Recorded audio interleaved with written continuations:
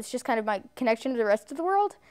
There's no question, cell phones and other forms of technology will be with us forever, and teens are increasingly more attracted to it. If you're just sort of trying to spark a conversation, I find texting easier. Libby's mother says it's not hard to see the generational difference in social interaction, but says this cyber world is not all bad. It really is just kind of fun little chit-chat.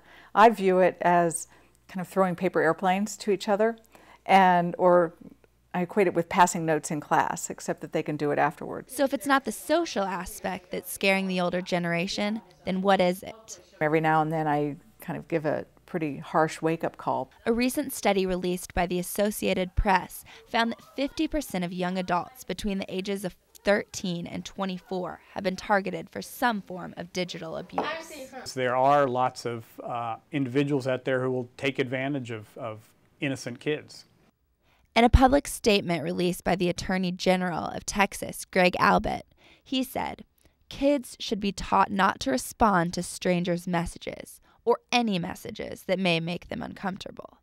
But for Libby, it's all about keeping her personal life just a ding away. It's going to be with us, and people will learn to live with it and will adjust their lives to somewhat compensate for that. And if they begin to abuse it? When it starts to get out of control, we reestablish the curfew, and that's when the phone goes away. And Libby's never a fan of that.